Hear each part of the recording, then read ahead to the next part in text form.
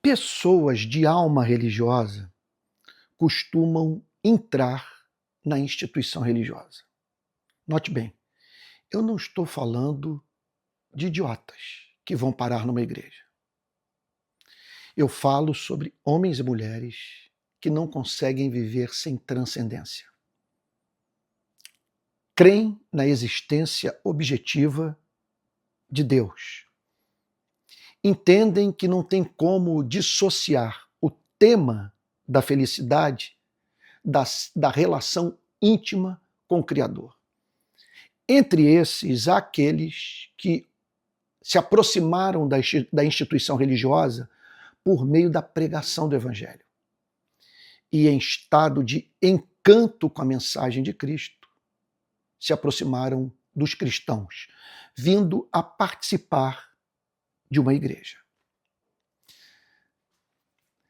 Se eu fosse falar da minha experiência, eu diria que a minha foi a mais bem-aventurada que se pode conceber, porque eu fui muito bem acolhido pela igreja. E ali conheci amizades preciosas. Mantive contato com pessoas encantadoras com as quais até hoje eu me relaciono intimamente. Mas essa não é a experiência de todos. Muitos se viram presentes num ambiente de hipocrisia, legalismo, sabe? De cultura psicopatológica. O que eu quero dizer com isso? É uma espécie de cultura religiosa conducente ao desenvolvimento das mais diferentes espécies de neuroses. Olha, há pessoas que foram canceladas pela instituição religiosa e que hoje não conseguem mais se imaginar dentro, até mesmo, de um templo cristão. Não há experiência nas Sagradas Escrituras, nas narrativas dos evangelhos, que mais nos ajude a entender o poder corruptor, destruidor das instituições religiosas do que a experiência vivida pela chamada mulher adúltera, segundo o relato do capítulo 8 do Evangelho de João. A Bíblia nos apresenta nessa narrativa 3 fatos impressionantes sobre a experiência dramática vivida por essa mulher, do ponto de vista da sua relação com as instituições religiosas do seu tempo. Olha o que a Bíblia diz. De madrugada, Jesus voltou novamente para o templo, e todo o povo se reuniu em volta dele, e Jesus, assentado, os ensinava. Então, os escribas e fariseus, os intérpretes da lei, aqueles de cuja produção teológica, interpretativa do Antigo Testamento, as pessoas dependiam para, segundo elas, segundo a cultura vigente, entenderem o significado das Escrituras do Antigo Testamento. Eram pessoas, portanto, que exerciam profunda influência na cultura do Israel dos dias de Jesus. Então o texto prossegue dizendo o seguinte: os escribas e fariseus trouxeram à sua presença, a presença de Cristo, uma mulher surpreendida em adultério. A Bíblia não nega o fato de que ela havia sido encontrada na cama com um homem que não era o noivo ou o marido dela. E fazendo-a ficar em pé no meio de todos, disseram a Jesus. Primeiro ponto que nos chama a atenção nessa narrativa é o fato de que ela teve a sua vida exposta publicamente. Levaram o seu drama moral para as redes sociais. Trataram de modo público o que deveria ter sido tratado de modo reservado, em secreto. Portanto, essa narrativa, meu Deus, projeta muita luz sobre o poder de destruição das instituições religiosas e que passa, portanto, por essa possibilidade concreta de nossa vida, quer tenhamos praticado algum equívoco moral ou não, seja exposta publicamente para destruição da nossa reputação, fazendo com que pessoas se voltem contra as nossas vidas, tentando incutir, consequentemente, em nós, e veja só, sob forte pressão social, a ideia de que não valemos nada, que não há esperança para a nossa vida, que Deus nos odeia. E o texto prossegue dizendo o seguinte: e eles disseram a Jesus: Mestre, esta mulher foi surpreendida em flagrante adultério. Nós temos evidência de que ela traiu. Nós não sabemos aqui, repito, se foi o noivo, se foi o marido. Na lei, Moisés nos ordenou que tais mulheres sejam apedrejadas. E o Senhor, o que tem a dizer? Então chama-nos a atenção também nessa narrativa. Observe o seguinte: isso só está escrito para que nós sejamos capazes de extrair lições de um texto como esse, a fim de nos protegermos do poder de coerção e, repito, de destruição das instituições religiosas. O texto está dizendo aqui que elas podem usar a própria Bíblia para nos destruir. De modo, portanto, que os que não conhecem as Escrituras, ou o espírito do Evangelho, o cerne da mensagem da Bíblia que se chama Evangelho, a palavra de Cristo, isso pode fazer com que esses cheguem à conclusão que a interpretação que essa liderança religiosa lunática, sádica, impiedosa faz das Sagradas Escrituras corresponde ao conteúdo das Sagradas Escrituras. Eles usaram a Bíblia para arruinar a vida daquela mulher. Eles, quer dizer, fizeram uma interpretação que não deixava para ela saída, senão candidamente aceitar a sua destruição. Não havia espaço para o arrependimento, para a reconciliação com Deus, para a reconstrução da sua vida. Simplesmente eles pegaram o Antigo Testamento e disseram: o que cabe a nós fazer é apedrejar essa mulher. Agora nós queremos saber o que o Senhor tem a dizer sobre isso. Meu Deus, que coisa impressionante. Eles diziam isto, olha só, olha o comentário que é feito por João sobre essa atitude dos padres e pastores daquele tempo. Eles diziam isso tentando para terem de que o acusar. Eles queriam que na resposta de Cristo eles encontrassem algo que pudesse incriminar a Cristo. Jogando Cristo contra Moisés, jogando Cristo contra o Antigo Testamento. Ou fazendo com que Cristo passasse a ser visto como inimigo do povo, ao propor o apedrejamento daquela mulher. De uma forma ou de outra, eles estavam tentando a Cristo. Mas Jesus, inclinando-se, escrevia na terra com o dedo. É uma pena que eu não tenho tempo para tratar de alguns detalhes dessa narrativa que são de imensa importância. Mas eu tenciono prosseguir a fim de me manter fiel ao objetivo dessa mensagem, desse vídeo, que é o de nos ajudar a nos protegermos das instituições religiosas e sabermos como nos relacionar com as ocasiões nas quais somos cancelados por elas. O texto prossegue da seguinte maneira, olha só. Como eles insistiam na pergunta, Jesus se levantou e lhes disse: quem de vocês estiver sem pecado, seja o primeiro a tirar pedra nela. Então, observe 3 fatos encontrados nesse texto referentes à degeneração da instituição religiosa. Eu me lembro do grande pregador galês Martyn Lloyd-Jones, que tanto marcou minha vida, dizendo o seguinte: toda instituição tem a tendência de, no decorrer do tempo, de se transformar no seu oposto.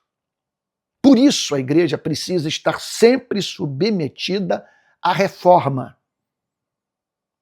e dando liberdade para que os seus profetas, aqueles que denunciam os seus erros, falem livremente, desde que esses erros sejam fruto de um diagnóstico estritamente bíblico e que tenha como objetivo não destruir a vida de pessoas, mas levá-las ao arrependimento. Então essa passagem nos mostra que esses homens eram inimigos do próprio Cristo. Eles estavam usando as Escrituras para extrair, repito, da boca de Cristo o que pudesse acabar com a sua vida pública. Então vejam só, o que essa passagem nos ensina. Ela está registrada na Bíblia para nossa advertência. E o que ela diz? Primeiro, que pode acontecer da instituição religiosa nos cancelar publicamente. Foi o que aqueles escribas e fariseus tentaram fazer com aquela mulher. Segundo lugar, a instituição pode usar a própria Bíblia para nossa destruição, tirando textos do seu contexto, fazendo uma interpretação da Bíblia assimétrica, pegando passagem isolada sem levar em consideração o seu contexto imediato e bem como a luz mais ampla projetada pelas demais passagens das Sagradas Escrituras. Então eles podem elevar, insisto nesse ponto, você já me viu tratar desse tema em outras mensagens. Eles podem interpretar a Bíblia de modo a elevar um lado da verdade à condição de verdade completa. Então, a importância de não confundirmos a interpretação que pastores fazem da Bíblia com a própria Bíblia. E, por fim, esses gestores da religião podem ser os principais inimigos de Cristo. Observem que eles estavam com a Bíblia em suas mãos, com o Antigo Testamento, aqueles escribas e fariseus, apontando para Moisés e se levantando contra o Evangelho, porque a mensagem do Evangelho sempre será um escândalo para o conservador radical. Para esses que são representados na Bíblia pelos escribas e pelos fariseus. Pergunta: o que fazer? Eu estou me dirigindo a você que foi moído pela instituição religiosa, triturado por pastores, que viu aqueles com quem você repartia o pão militarem a favor da destruição da sua vida. Você que desenvolveu ojeriza em relação à ideia de botar o pé novamente no templo evangélico. O que fazer? Olha, em primeiro lugar, essa passagem nos ensina que não há gestor, você precisa saber disso, não há gestor de instituição religiosa, estou falando sobre o pastor, estou falando sobre o presbítero, estou falando sobre o diácono, sobre o professor de escola dominical, sobre o líder de grupo pequeno. Não há gestor de instituição religiosa que não tenha pecado.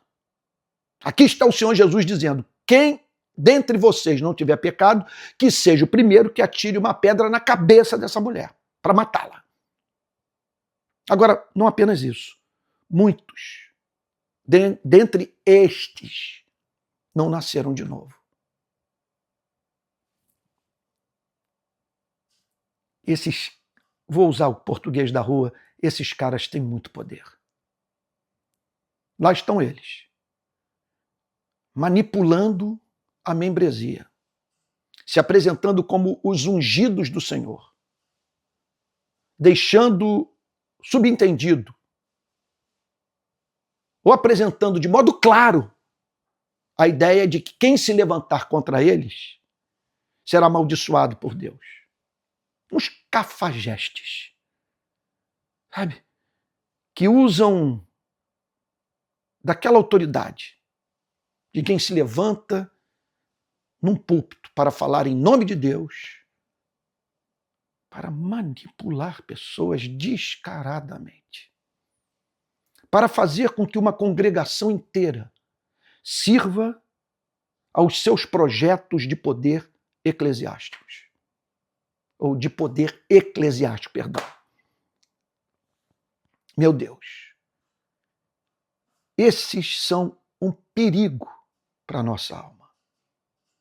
Porque eles estão no púlpito manuseando a Bíblia, mas sem terem passado pela experiência de arrependimento. Eles nunca se viram como pecadores diante de Deus. Quer dizer, jamais foram encontrados chorando pelos seus pecados. Ou seja, aquela introdução das bem-aventuranças de Mateus capítulo 5, bem-aventurados os humildes de espírito, porque dos tais é o reino dos céus. Bem-aventurados os que choram, porque serão consolados. Eles não conhecem essa humilhação de espírito, de você admitir sua bancarrota espiritual, de chorar por isso, se desesperar pela graça. Eles não tiveram o coração tornado manso pela experiência da verdadeira conversão. Por isso, são, meu Deus, que palavra usar? Que adjetivo empregar? Como nominar essa canalha? Eles estão com a Bíblia, manuseando-a, sem conhecer o espírito da Bíblia, sem terem passado por uma experiência de novo nascimento. E por isso eles lidam com a congregação com uma severidade que é própria dos escribas e fariseus. Eles não pregam de modo evangélico. Eles esmagam a cana quebrada, apagam a torcida que fumega, fazem o oposto do que a Bíblia diz que Jesus veio fazer. Não há misericórdia nas suas palavras. E eles usam dos dramas de consciência da congregação, das confissões de gabinete, para manipular a membresia. Então, primeira coisa que você precisa saber é que não há gestor de instituição religiosa que não tenha pecado. E muitos, dentre esses, não se converteram. Daí, portanto, que você não pode lidar com a instituição de peito aberto. Você precisa da proteção do Evangelho, de uma consciência emancipada pela pregação de Cristo, de modo que o veredito desses homens não seja confundido por você com o veredito de Cristo. Então, outro ponto. A Bíblia, como se proteger dessa gente? Essa é a minha preocupação. A Bíblia não pode ser vista por nós jamais como um instrumento de morte. Você está entendendo o ponto? Aqueles homens usaram a Bíblia como instrumento de morte. Na lei, Moisés nos manda apedrejar mulher que praticou esse pecado. Presta atenção no que eles disseram. Isso ocorre a 3x4 nas instituições religiosas das instituições religiosas de todas as denominações. Então, veja, milita contra o espírito do Evangelho, contra esse Cristo que ama os pecadores, o Cristo revelado por essa passagem, sabe, que virou-se para a mulher e disse: onde estão os teus acusadores? Ninguém te condenou. Vai, não peques mais. Milita contra a declaração de Cristo Vinde a mim, todos vós que estáis cansados e sobrecarregados, que eu vos aliviarei. Tomai sobre vós o meu jugo, aprendei de mim, porque sou manso e humilde de coração, e achareis descanso para as vossas almas, porque o meu jugo é suave, o meu fardo é leve. Milita contra o Cristo misericordioso da Bíblia. Tudo que a Bíblia fala sobre o amor compassivo de Cristo, o uso da Bíblia para matar pessoas. O que eu estou querendo dizer? Quando a fala da instituição não lhe deixa alternativa, senão você desistir da sua vida, a Bíblia não está sendo corretamente interpretada e aplicada na sua vida. Porque sempre há esperança para o contrito de coração. Jamais aconteceu de uma pessoa buscar a Cristo em arrependimento e fé e não ser acolhida por Ele. Não existe isso. Agora, há mais um ponto. Veja, o veredito da igreja, eu já disse isso ainda há pouco. Permita-me ampliar o conceito. O veredito da igreja não é o veredito de Deus.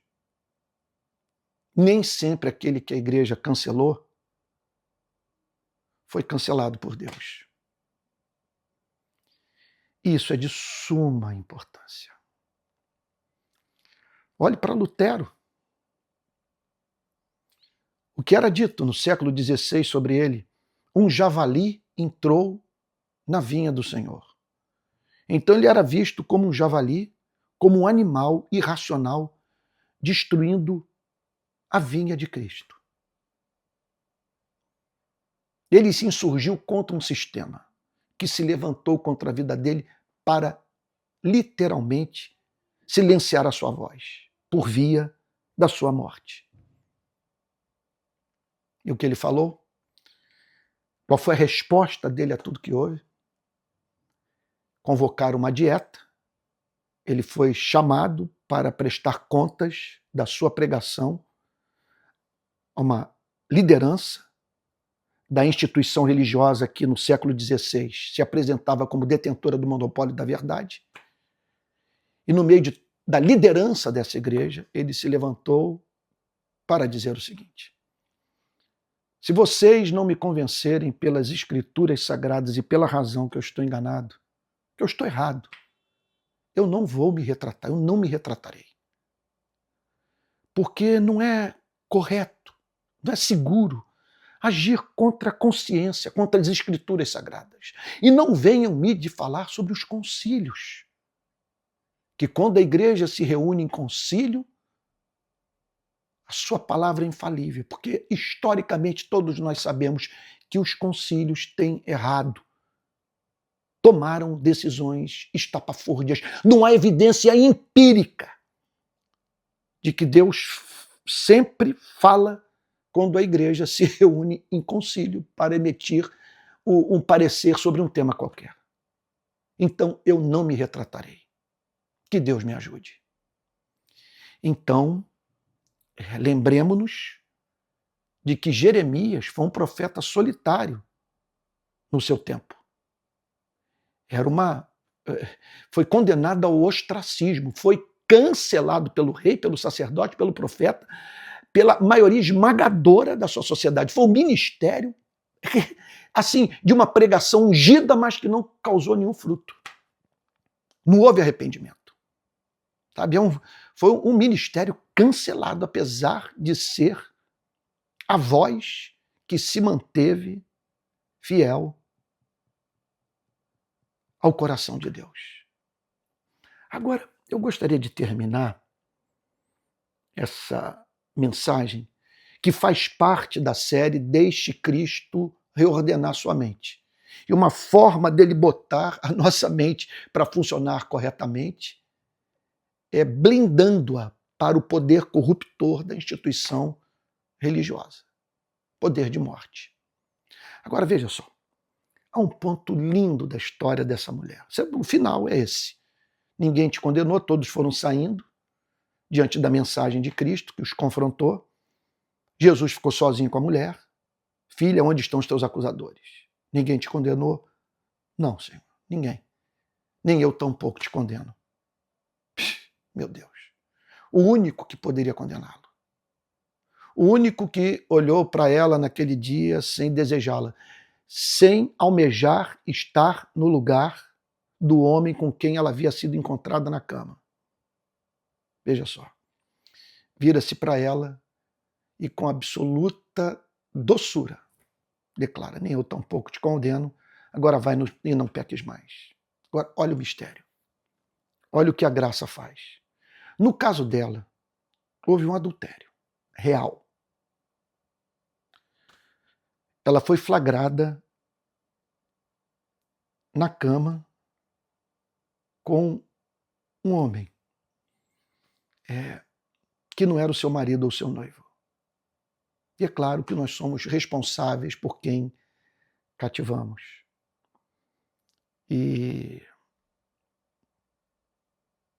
se o que houve chegou aos ouvidos do seu noivo, do seu marido, dor causou seu coração.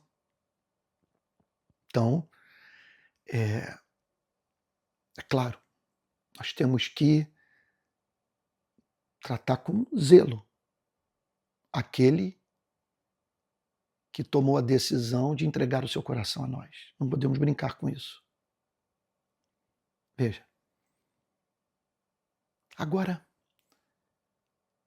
o impressionante é saber que essa mulher, em razão do seu encontro com Cristo, desse pecado que foi tratado na presença de Cristo, por esse Cristo de amor, ela se tornou melhor depois do pecado do que era antes de cometer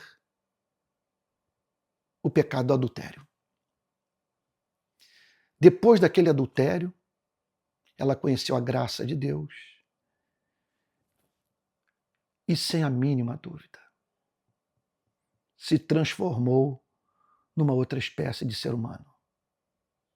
Mais misericordioso, mais doce, mais dependente da graça de Deus. Agora, quem poderia crer numa coisa como essa?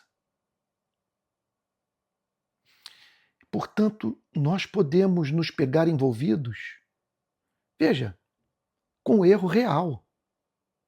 O problema não foi a igreja chamar o nosso pecado de pecado. O problema foi a forma como a igreja lidou com a nossa transgressão. Muitas vezes ocorre isso. Dela fabricar pecado. Dela tentar introjectar em nós uma culpa que nós não deveríamos assumir, mas de modo algum. Agora, em outras ocasiões, nós podemos dizer, isso acontece, de que nós, usando português popular, pisamos na bola. O problema foi como isso foi tratado. Sabe? Sem o objetivo de nos curar, mas sim de nos espezinhar, sabe? De nos lacrar, usando o linguajar das redes sociais, de nos cancelar. Agora, oculto aos olhos de todos esse trabalho da graça, que usa o pecado para nos santificar. Impressionante. Aquele adultério cumpriu um papel fundamental na vida daquela mulher. Fez com que ela conhecesse a Jesus. Não estou dizendo que nós devemos pecar, porque a Bíblia diz que onde abundou o pecado, superabundou a graça. O que eu estou tão somente dizendo é que